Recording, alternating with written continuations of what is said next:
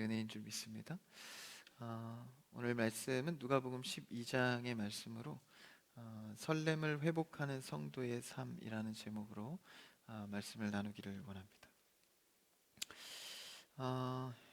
이 말씀을 나누기 전에 날씨가 참 좋죠? 전도하기 좋은 날씨입니다. 전도하라고 사실 주신 날씨거든요. 깨어 일어나 아름다운 발걸음으로 나아가라는 거죠. 매일 이번 주부터 이제 매일 전도가 이루어지는 것으로 알고 있습니다. 그래서 이제 오후 1시, 2시 이렇게 나오셔서 계속 전도하고 계신데요. 오늘은 이렇게 또 초등학교를 이렇게 두 군데 방문해서 아이들에게 또 이렇게 전도한 것으로 아는데 평일 오후 시간대 참 좋은 시간이죠. 그때 또 되시는 분들은 나와서 전도 같이 동참해 주시고 또 이렇게 평일에 여의치 않은 분들은 기회를 드리고자 토요일 날 2시에도 합니다. 그래서 내일이죠. 그래서 한동안은 좀 청년들하고 같이 할 것 같고 좀 장년분들이 많이 나오시면 또 지역을 나눠서 이렇게 하게 될 것 같습니다. 그래서 많은 관심과 기도와 또 동참을 이렇게 부탁을 드립니다. 오늘 말씀으로 돌아와서 12장의 말씀으로 예수님께서 비유를 통하여서 성도의 삶에 대해서 우리에게 알려주시는 말씀입니다. 말씀의 제목처럼 우리 신앙인들, 그러니까 성도들은 삶의 다른 목적성과 그리고 삶의 다른 태도가 있어야 합니다. 그러니까 사람이 어떤 마음을 먹고 또 어떤 태도를 갖느냐에 따라서 그 사람의 행실이 달라지게 됩니다. 여러분들은 성도로서 어떤 마음과 또 태도로 살아가고 계십니까? 그것이 여러분의 삶의 수많은 결정과 또 행동을 결정짓습니다. 오늘 말씀에서도 그 의미에서 예수님께서 이 성도의 삶이 무엇인지를 우리에게 제시해주고 알려주고 있습니다.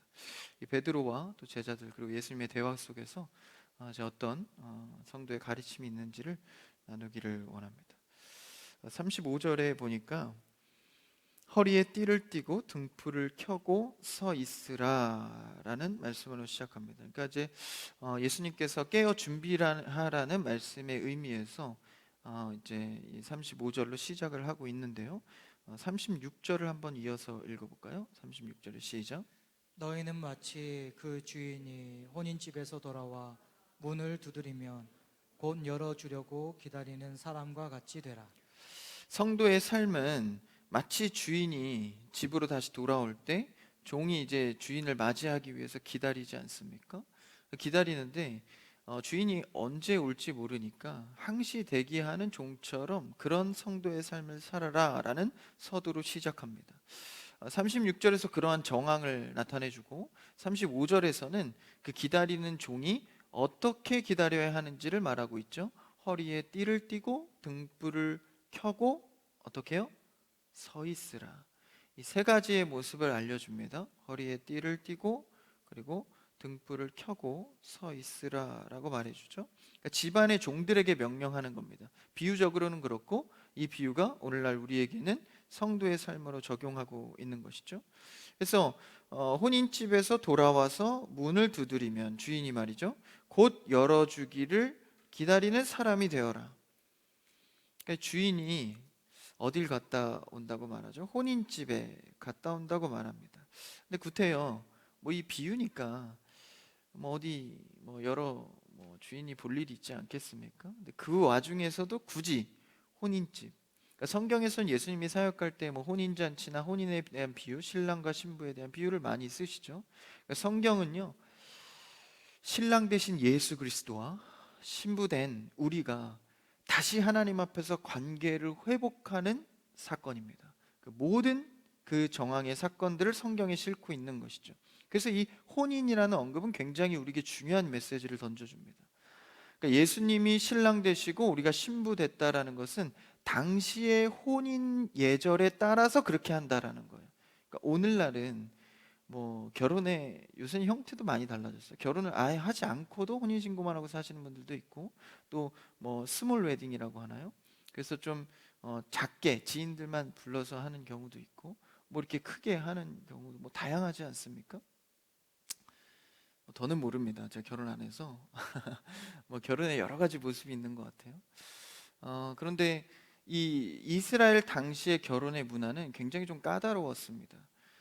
그러니까 혼인 예식을 실제적으로는 3번을 하고 공식적으로는 2번을 합니다. 그러니까 공식적으로 처음에 혼인 예식을 하고 서약을 했을 때 바로 이제 같이 합방해서 사는 게 아닙니다. 1년 동안은 1년 남짓의 시간 동안은 떨어져 있습니다.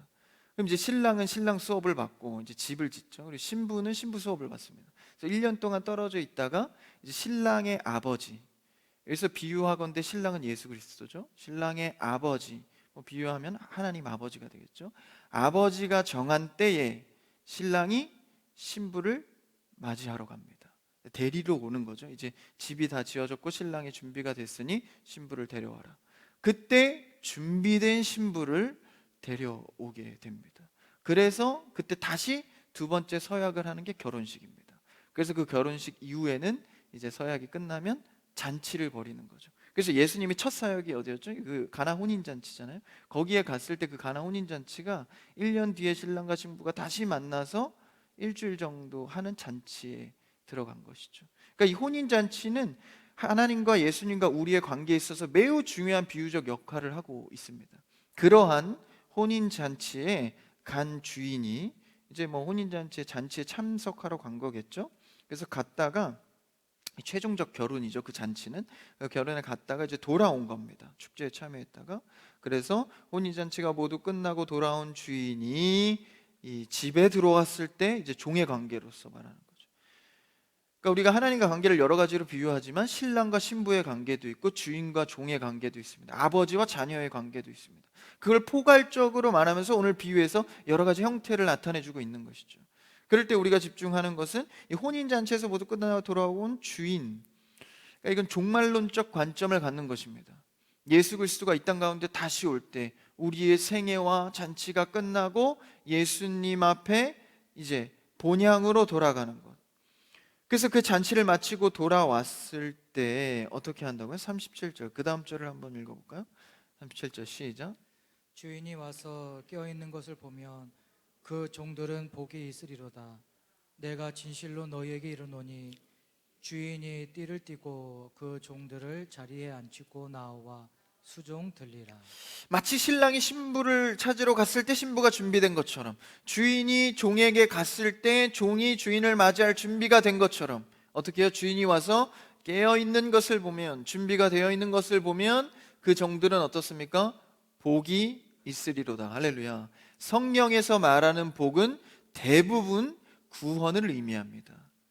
우리가 세상에서 받는 물질의 복, 자녀의 복, 인간적 복, 관계의 복, 수많은 복이 있지만 성경에서 집중하고 있는 이 복은 바로 구원의 복입니다.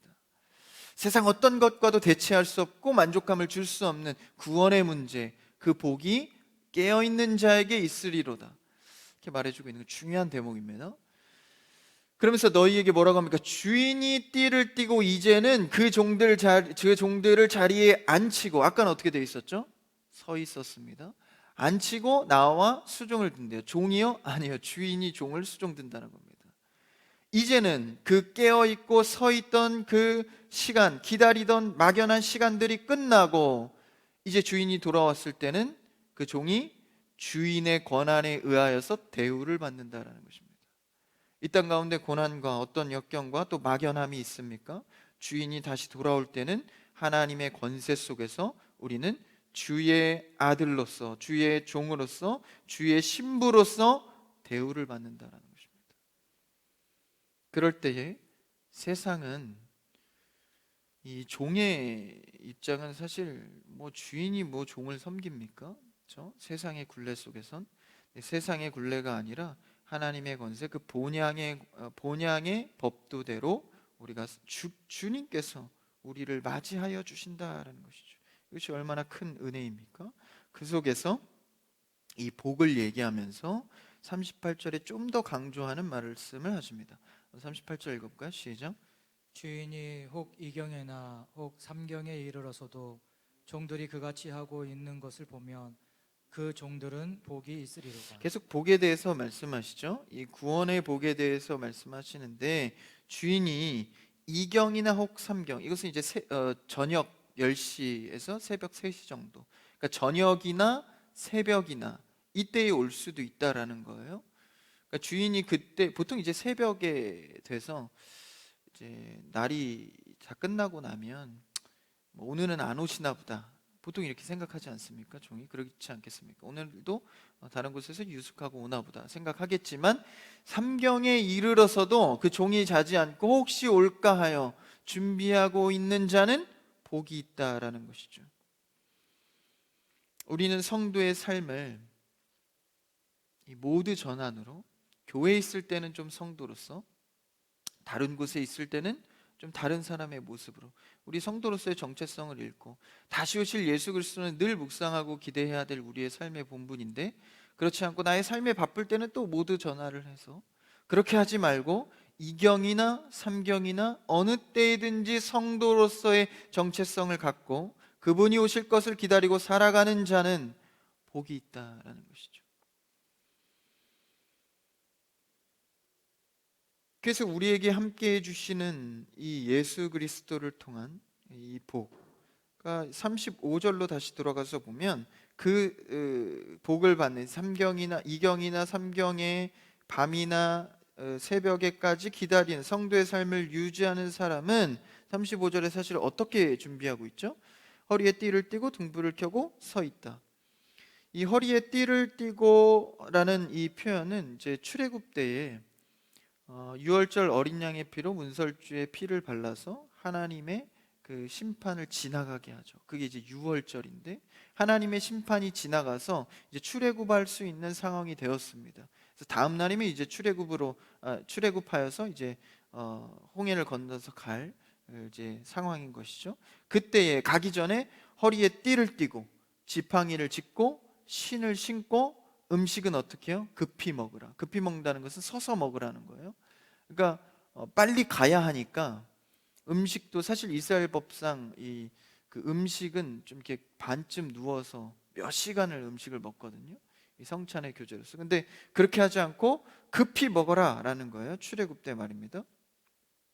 이건 이제 나그네의 전형적인 모습이죠. 우리가 이 땅의 삶을 살아갈 때에도 늘 이 허리에 띠를 띠고 지팡이를 짚고, 그러니까 하나님께서 원하시는 본향 땅을 위하여서 나그네적 삶을 살아가라라는 것이죠. 이 땅에 눌러 앉아서 당장 내일 이제 유월절은 끝났고 이제 홍해를 건너서 애굽을 나가야 하는데 누워서 그냥 밥 먹고 여기서 그냥 계속 있을 것처럼 띠도 안 매고 지팡이도 짚지 않고 있으면 그건 성도로서의 정체성이 아닌 것이죠.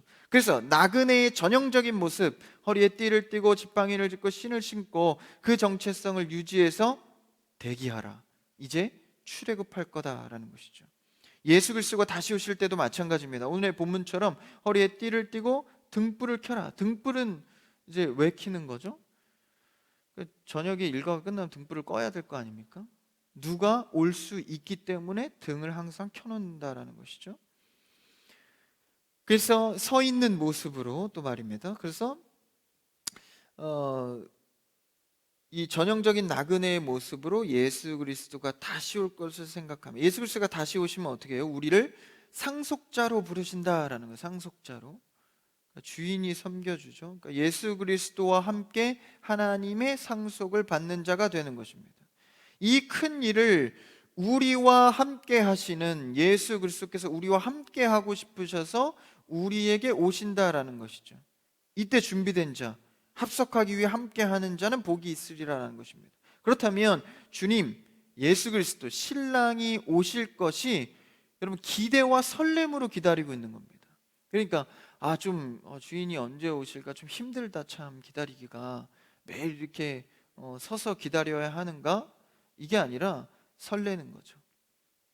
그분이 다시 오실 때 나의 병든 마음, 힘든 지친 곤고한 것, 내가 기다리던 이 수고와 헌신을 다 이제는 자유하게 바꿔줄 것이다.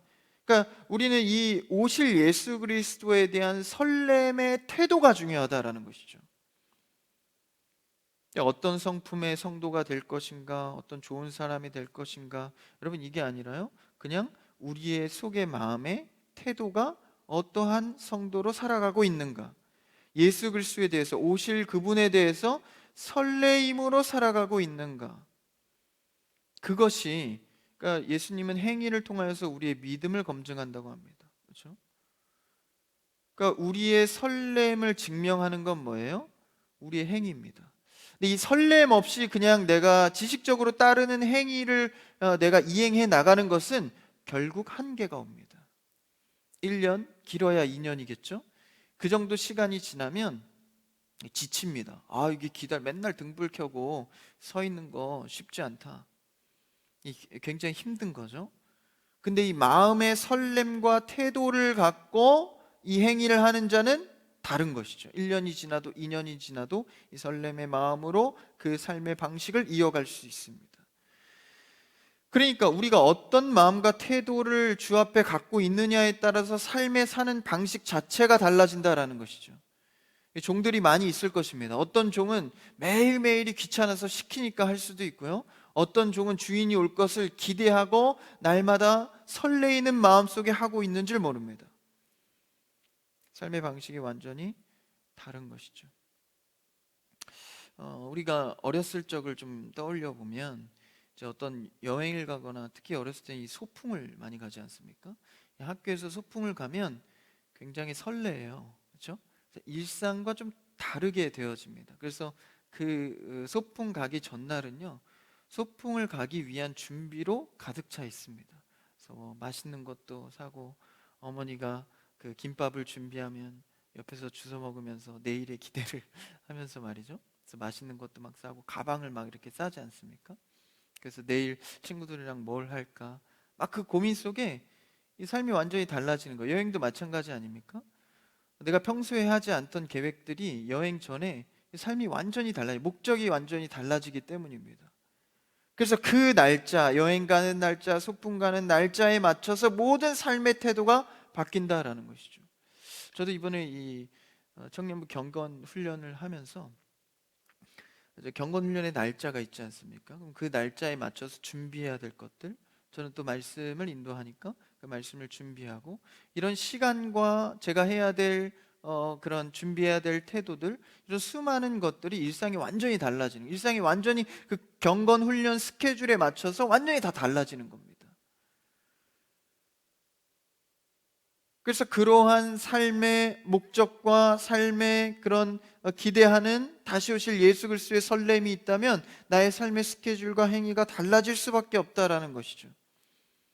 그 35절에 등불을 켜고 깨어 있는다라는 것이죠. 서 있어서 늘 준비하는 태도로 살아간다라는 것입니다. 36절에 그렇게 하면 복이 있다. 언제 올지 모르는 그 주인이 올 때에 복이 있다라고 말하지만 사실상 이렇게 밤새 자지도 말고 사실 대기하라는 거 아니에요? 노동법상 이건 고발당합니다. 이렇게 하면 하루도 쉬지 않고 계속 기다리고 있는 거, 늘 준비하고 있으라는 거죠.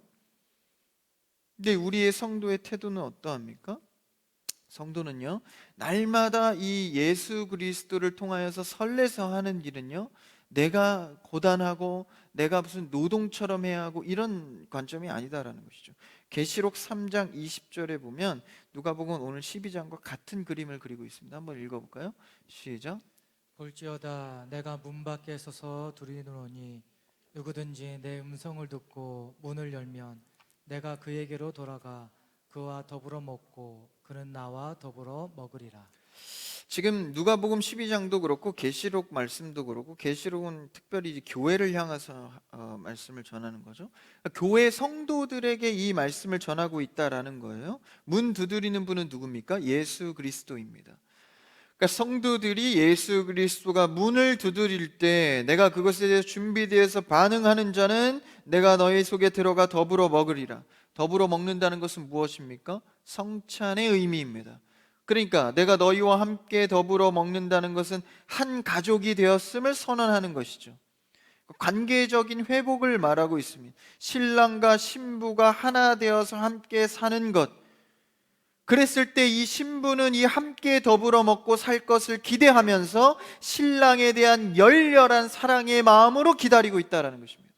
여러분, 예수 그리스도를 기대하고 소망할 때 얼마나 열렬히 사랑하고 계십니까? 우리가 이웃을 사랑하고 가정과 성도를 사랑할 수 있는 근거는 예수 그리스도에 대한 열렬한 사랑의 소망이 있을 때 가능합니다. 그 소망이 있을 때에 예수 그리스도를 기다리는 것이 기대함으로 기다릴 수 있다라는 것이죠. 현재가 미지근하고 현재가 뜨겁지 않고 열렬히 주님을 바라보지 않고 사랑하지 않는다면 우리의 신앙의 삶은 기대가 아니라 그냥 지침과 나른함입니다. 여러분, 현재의 신앙과 삶이 종말론적인 시각으로 기다림의 설렘이 회복되기를 축복합니다. 누군가 사랑하는 사람을 기다릴 때는 이 설렘이 있지 않습니까? 집안에서도 누군가를 기다릴 때의 그 설렘, 누구를 기다리고 계시죠? 요새 날에는 사람보다는 이 개가 더 반겨준다 그래요. 이 강아지들이 주인이 오면 막 꼬리를 흔들다가 막 미쳐가지고 막 침을 질질 흘리고 막 이렇게 지리잖아요. 이게 너무 반가워서. 야, 예수님을 그토록 내가 정말 열렬히 사랑함으로 날마다 기대함으로 살아가는 것은 어떤 삶일까? 우리가 구원의 예수 그리스도의 그 십자가의 은혜가 회복될 때 날마다 그 사랑의 예수님이 내 안에 오시는 것, 그리고 이 땅 가운데 다시 오실 것이 기대되는 것, 이 설렘으로 신앙생활 하기를 축복합니다. 이 설렘은 전사님 얼마 안 가잖아요. 예수 그리스도의 사랑과 은혜는 끝이 없습니다. 그 은혜를 누릴 수만 있다면 우리는 날마다의 설렘 속에서 예수 그리스도를 바라보는 것이죠. 다시 오실 예수 그리스도를 기다릴 때 이 설렘, 그렇죠? 어찌 보면 우리의 신앙생활은 이 설렘을 유지하기 위한 고군분투일지 모르겠습니다. 잃어버리지 않도록, 주를 잊지 않도록. 근데 이제 회피성 기다림도 있어요. 이 삶이 지옥인데 이럴 바에는 그냥 예수 그리스도가 재림하셨으면 좋겠다. 이건 또 아닙니다. 이건 신앙인의 태도가 아닙니다. 이 패배주의 태도입니다. 근데 그 한탄까지는 이해는 하지만 날마다 그렇다면 이 성도의 관점을 좀 달리 해야겠죠. 이럴 바에 주님이나 오셨으면 좋겠다가 아니라 그분이 너무나도 사랑스러워서 그분의 얼굴을 뵙고자, 그분이 정말 이 땅 가운데 오셨으면 좋겠다. 주님이 다시 오신다면 나의 삶의 그 수많은 문제와 역경이 그 사랑으로 오실 예수 그리스도를 향해서 얼마나 기쁨으로 살아갈 수 있겠습니까? 여러분, 그분이 사랑스러워서, 그분을 열렬히 사랑하여서 기대와 설렘으로 살아가는 여러분들을 축복합니다. 신앙인의 이상적인 태도라고요? 그렇지 않습니다. 신앙인이라면 누구나 이 설렘을 갖고 있어야 합니다. 이 계시록의 말씀처럼 이 말씀을 누가복음에도 동일하게 그리고 있고, 이것을 찬송가에서도 가사에서 잘 실어놓고 있는데요. 우리가 한번 이 찬양을 같이 한번 했으면 좋겠습니다. 우리 가상을 생각하면서 우리 예수 그리스도가 다시 오실 그 설렘과 기쁨을 우리 찬양으로 드리기 원합니다.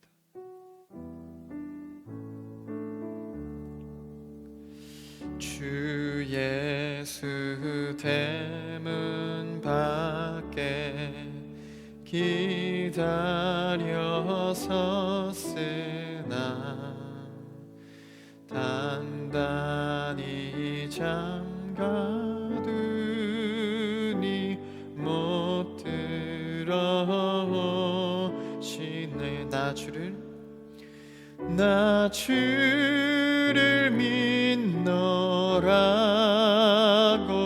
그 이름 부르나 문 밖에 세워두니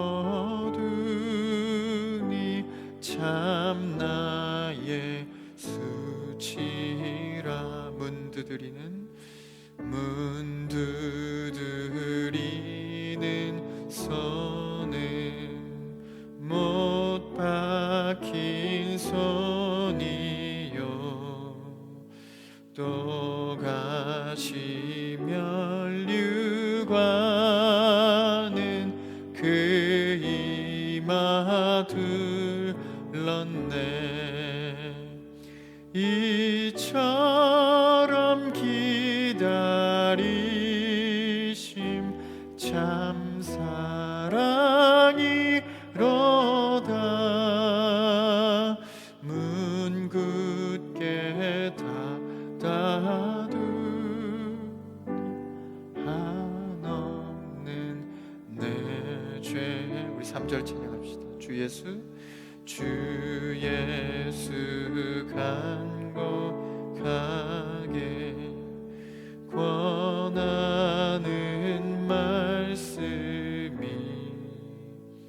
내 죄로 죽은 나를 너 박대할 소냐. 나 죄를 회개하고 권문을 엽니다. 드셔서 정하사 떠나지. 아멘. 드셔서 좌정하사 정하사 떠나지 마소서. 아멘. 우리가 예수 그리스도가 다시 오셔서 신부된 우리를 찾을 때 기쁨과 사랑의 마음으로 주를 맞이할 수 있는 성도 되시기를 축복합니다. 사실 이 찬양의 가사의 고백이 이 계시록과 누가복음 12장 말씀을 잘 대변해주고 있는데요, 우리가 성도적 삶을 살아가지 않을 때, 예수 그리스도가 다시 오실 때 우리가 어떤 대답과 어떤 하나님 앞에 화답을 할 수 있을까 또 생각하고 묵상하게 됩니다. 사실 이 찬양은 제가 대학교 때 처음 이 찬양을 알고 불렀었는데, 채플 때 이 찬양을 부를 때마다 3절까지 끝까지 부른 적이 없어요. 눈물이 나서 오늘 드디어 불렀네요. 여러분들이 가사를 묵상해 보시면서 돌아가셔서 부르시고 생각하면서 예수 그리스도의 신부된 우리가 어떤 성도의 삶을 살아가야 될지 묵상해 하기를 바랍니다. 그렇게 우리는 예수 그리스도를 사랑하여서 기다리는 마음으로 마라나타 아멘 주 예수여 오시옵소서. 고린도전서 말씀이죠. 한번 읽어볼까요? 16장 22절입니다. 같이 읽읍시다. 시작. 만일 누구든지 주를 사랑하지 아니하면 저주를 받을지어다. 우리 주여 오시옵소서. 이 말씀을 자세히 보면 아람어죠. 우리 주여 오시옵소서, 마라나타입니다. 근데 마라나타의 그 전에 조건이 있어요. 이것을 기대하고 부르고 주님 오시옵소서 하는 것은 회피성으로 그냥 주님 오셔서 이 슬픔을 좀 가져가 주세요가 아니라 주를 사랑하여서 주님을 열렬히 사랑스럽게 여겨서 주님 오시옵소서라고 하는 고백입니다. 그러니까 누구든지 주를 사랑함으로 부르는 것이 아니라 의무적으로나 내 삶의 개인의 행복만을 위해서 부르는 것이 아니라 주님을 정말 사랑하여서 아멘 주 예수여 오시옵소서 라고 고백할 수 있는 여러분이 되기를 바랍니다. 그러니까 신앙 고백은 똑같이 했다고 되는 것이 아니라 나의 마음속에 주님을 바라보는 태도가 어떠한지가 중요하다라는 것이죠. 예수님께서 다시 오실 날, 그날을 기대하며 살아가는 것은 먼 훗날의 날만을 의미하는 것은 아닙니다. 그러니까 우리가 시간에만 집착하는 이 마라나타적 삶을 살면 안 된다라는 거예요. 오늘날 예수 그리스도를 사랑하는 것 자체가 예수께서 내 안에 살아계셔서 오신 역사의 증거입니다. 그러니까 내 안에 예수 그리스도가 살아계시다는 것은 앞으로 이 땅 가운데 다시 오실 것이라는 것을 증거하고 있는 것입니다. 여러분이 예수 그리스도의 은혜를 받고 믿음 생활을 한다는 것은 예수 그리스도가 다시 오실 것을 증명해 주고 있는 것입니다. 그렇다는 것은 우리의 현재 오늘날의 삶을 성도로서 잘 살아내는 것이 다시 오실 예수 그리스도를 준비하는 신부의 깨어있는 모습이다라는 것입니다. 그러니까 시간에만 집착하는 종말론적 관점은 매우 위험합니다. 그러니까 시간, 어느 날에 올 것만 생각하여서 살아가는 것은요, 오늘의 현실을 놔버립니다. 직장도 필요 없다, 가정도 필요 없다. 그래서 이단들이 그 허점을 노려서 시간을 정해버리죠. 몇 날 몇 시에 예수 그리스도가 올 거다. 그러니까 요새는 그렇게 잘 안 통해요. 이 신학적 수준이 올라가서 요새는 잘 안 통합니다. 예전에 90년대만 해도 잘 통했어요. 몇 날 몇 시에 온다. 막 사람들이 흰옷 입고, 여러분 아시죠? 예전에 막 흰옷 입고 자녀들이 이제 퇴학시켜가지고 이제 막 가는 거예요. 이제 막 아주 이제 모이죠. 막 그날 12시 되면 딱 기도하고 있는데 안 오시는 거예요. 그러니까 이제 교주가 앞에 나와서 교통체증이 있어서 아직 오지 못하고 있습니다. 뭐 이렇게 이상한 소리를 하면서, 그러니까 홀리는 거죠. 그래서 거기서 누군가는 우리가 속았구나, 이런 관점은 아니구나, 이런 자도 있지만 그 속에서는 또 우리가 날짜 계산을 잘못했구나, 다시 우리가 모이자 뭐 이렇게 가는 거예요. 그러니까 참 헷갈려요. 그러니까 그게 왜 그렇습니까? 시간에 집착하여서 종말론적 관점이 그냥 그 날만을 생각하는 이단적 초점이죠. 이 사교 집단이 늘 그렇습니다. 오늘을 놔버리는 거예요. 성경 어디에도 예수님은 오늘의 삶을 그냥 놔버리고 그냥 예수 오실 것만 기다려라 이렇게 말씀하시지 않습니다. 오늘 어떻게 살 것인가. 그래서 예수님이 부활 승천하시고 난 뒤에 사도들을 통하여서 현재의 신앙생활을 어떻게 할 것인지를 계속해서 가르치고 있지 않습니까? 그래서 우리는 현실을 놓아버리는 그러니까 미래적 종말론적 삶을 사는 게 아니라 오늘 삶을 살아내는 증인의 삶, 오늘 말씀에서 청지기적 삶을 살아가야 합니다. 다시 오실 예수 그리스도를 맞이하기 위해서 오늘 나에게 하나님께서 맡기신 일이 무엇인가? 내가 직장을 통해 자녀와 가정과 내가 신앙과 이 교회를 통하여서 오늘 하나님이 나에게 맡기신 일이 무엇인가를 생각하고 고민하고 적용하는 것, 그것이 증인의 삶의 청지기적 삶이다라는 것입니다. 오늘 말씀해 보니까 그런 삶을 가르치는데 이제 41절에 다시 오실 것 인자가 오시리라 40절에 말하니까 이 베드로가 묻는 거예요. 한번 41절을 읽어볼까요? 41절 시작. 베드로가 여짜오되 주께서 이 비유를 우리에게 하심이니까 모든 사람에게 하심이니까. 이 베드로가 예수님께서 다시 오실 것에 대한 정확하게 아는 것 같진 않아요. 그래서 베드로가 우리에게 한 겁니까? 아니면은 이제 다시 말하면 나에게 한 겁니까? 제자들에게 한 겁니까? 아니면 모든 사람들에게 적용되는 겁니까? 라고 묻죠. 그러니까 이것은 이 베드로가 자신의 특별성을 갖는 거예요. 난 그래도 제자니까 예수님 저는 확정받은 거죠. 예수님 다시 오실 때 같이 만찬에 참여할 수 있는 거죠. 이런 관점이었던 겁니다. 그러니까 이런 관점에서 남이 어떻게 되든 말든 일단 내가 맞습니까? 이런, 그러니까 제자들이 하도 그 비유의 예수님의 말씀에 잘 못 알아듣고 자꾸 이상한 질문을 하잖아요. 천국에서 누가 큽니까? 나는 괜찮습니까? 이런 맥락의 질문이란 말이죠. 그러니까 이 베드로가 자기가 좀 안심하고자 하는 질문입니다. 그러니까 예수님께서 뭐라고 말씀하시죠? 42절을 읽어볼까요? 42절 시작. 주께서 이르시되 지혜 있고 진실한 청지기가 되어 주인에게 그 집 종들을 맡아 때를 따라 양식을 나누어 줄 자가 누구냐. 그러니까 제자냐 이방인이냐 어떤 사람 특정 사람이 그게 중요한 게 아니라 진실한 청지기가 되어서 주인을 기다리는 모든 자들은 가능하다라는 것이죠. 그러니까 오늘날 우리에게까지 이 말씀은 적용되는 것입니다. 청지기적 삶을 사는 자가 제자 그룹이든 이방인이든 헬라인이든 누구나 주의 성전 안에, 그러니까 천국문에 들어갈 수 있다라는 것을 말해주고 있는 것이죠. 그러니까 우리가 예수 그리스도가 다시 오실 것을 기대하는 삶, 그 가운데에는 이 청지기적 삶을 오늘에 살아내는 것, 그런 태도가 중요하다라는 것입니다. 그럴 때 이제 처음에 이제 베드로는 이렇게 예수님과 같이 있을 때는 거의 다 못 알아들었어요. 그러니까 어떻게 하죠? 나중에 가서 이제 예수님을 배신하지 않습니까? 그리고 이제 어디로 가죠? 자신의 생업 본향으로 돌아갑니다. 이제 끝났구나.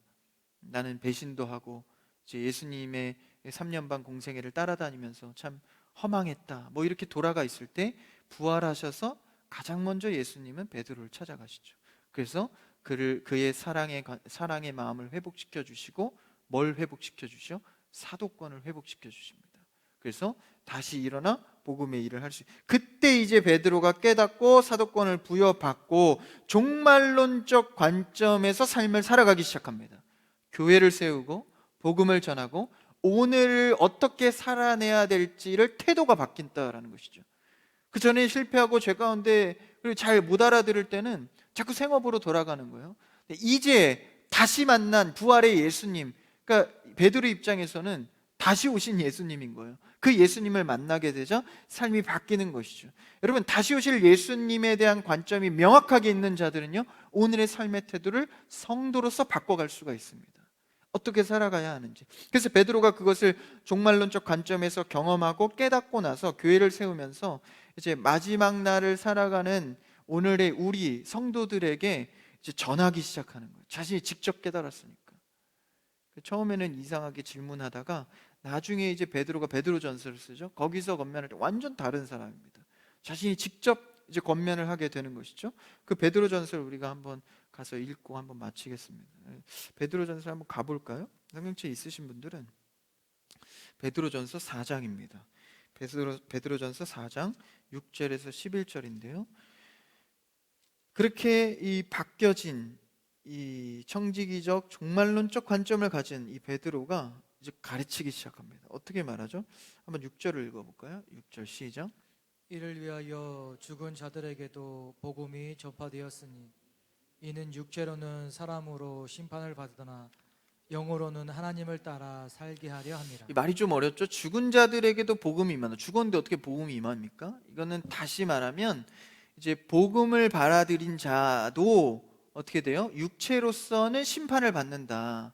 그러니까 육체로서는 다 죽는다는 거예요. 여러분, 믿는 자나 믿지 않는 자나 육체는 모두 다 죽습니다. 동의하시죠? 이는 육체로는 사람으로 심판을 받으나 영으로는 어떻게 됩니까? 하나님을 따라 살게 하렵니다. 뭐한 자? 죽기 전에 복음을 받아들인 자. 그러니까 이 종말론적인 관점을 명확하게 언급하고 이제 7절로 들어갑니다. 7절을 한번 읽어볼까요? 4장 7절 시작. 만물의 마지막이 가까웠으니 그러므로 너희는 정신을 차리고 근신하여 기도하라.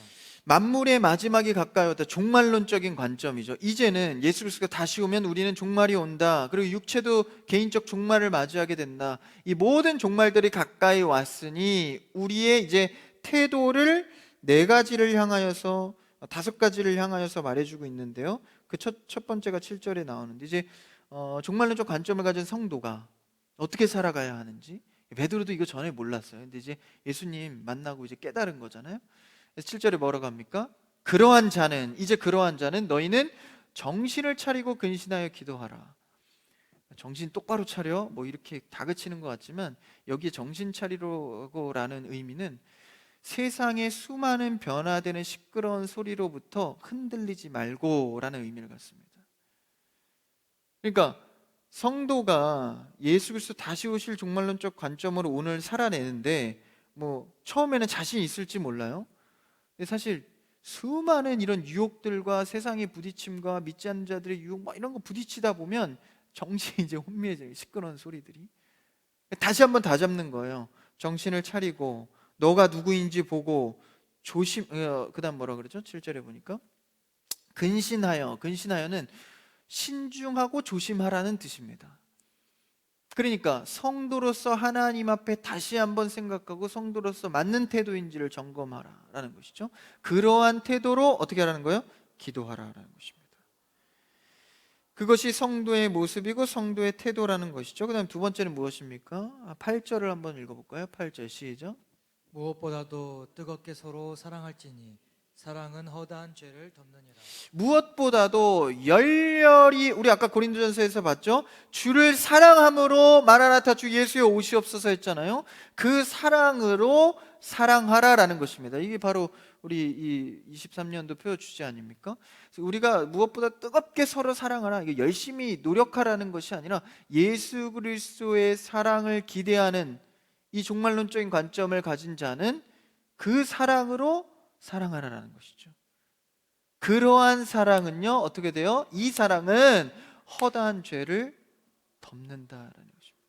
마치 이것은 예수 그리스도가 나의 죄, 허물을 덮어주었듯이. 그렇죠? 그 다음 세 번째는 무엇입니까? 9절을 읽어볼까요? 9절 시작. 서로 대접하기를 원망 없이 하고. 대접하라는 거예요. 당시에는 이제 환대 문화가 있었습니다. 환대법이 있었기 때문에 수많은 크리스찬들을 서로 이웃집에서 대접하고 환대해야 한다라는 것이죠.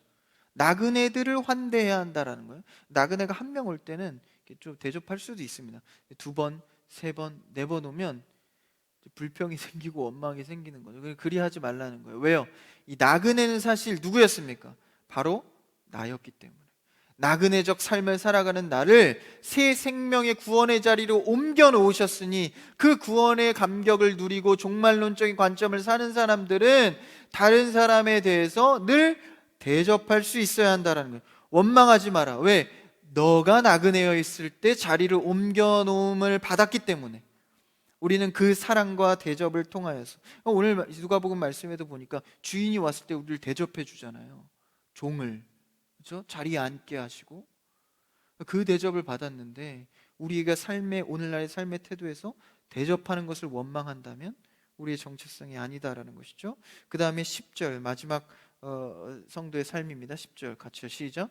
각각 은사를 받은 대로 하나님의 여러 가지 은혜를 맡은 선한 청지기 같이 서로 봉사하라. 여기도 청지기가 나오죠. 이거 앞에서 누구한테 배운 겁니까? 베드로가 예수님께 이제 깨달은 겁니다. 아, 선한 청지기 같이 서로 봉사라는 것이 이제 서로 나누다라는 것입니다. 원어의 어근의 의미는 집사라는 의미가 있습니다. 그러니까 오늘날의 이 집사님 직분을 받은 자들은 사실 서로 나누고 봉사하고 섬기는 역할입니다. 그걸 왜 해야 돼요? 선한 청지기, 하나님께서 우리에게 맡기셨으니까. 뭘 맡기셨대요? 앞에 보니까 은사를 맡기셨다라는 거예요. 우리에게 주신 모든 것들은 하나님께로부터 온 은사로 치환됩니다. 여러분들이 가진 건강, 시간, 물질도 사실 은사예요. 여러분들이 노력한 결과의 산물이 절대 아닙니다. 하나님이 허락하시지 않으면 나에게 물질은 올 수 없습니다. 그래서 고백하는 게 뭐죠? 11조입니다. 10분의 1을 드리면서 하나님, 모든 것이 하나님께로부터 왔습니다를 고백하는 거죠. 첫 것을 드리면서. 그러니까 이 하나님께로부터 왔다는 이 은사의 이 태도, 인식, 그걸 통해서 뭘 할 수 있죠? 하나님께로부터 왔으니까 주인이 시키는 대로 사용하는 겁니다. 내 마음대로 막 사용하고 내 은사를 내 멋대로 적용하는 게 아니다라는 것이죠. 그래서 하나님께서 주신 대로 내가 나눈다라는 것이죠. 그렇게 하는 자, 그렇죠? 하나님이 주신 것으로 살고 하나님의 말씀대로 사는 자, 그것이 마지막 때의 영광이 된다는 11절을 한번 마지막 읽고 마치죠. 11절 시작.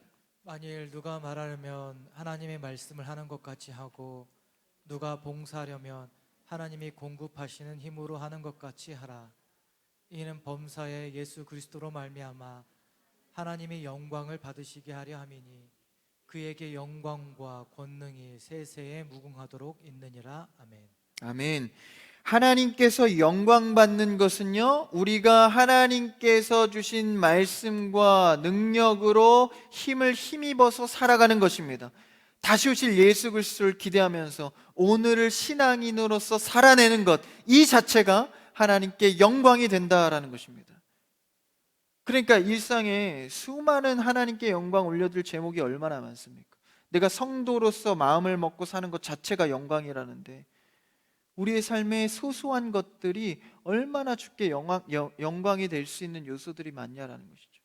꼭 특별한 기적과 같은 거, 특별한 응답이 되는 것만이 영광이 아닙니다. 하나님께서 우리에게 바라는 것은 무엇입니까? 다시 오실 예수 그리스도에 대한 설렘을 갖고 그분이 너무 사랑스러워서 오늘의 성도의 삶을 즐거이 여기는 것.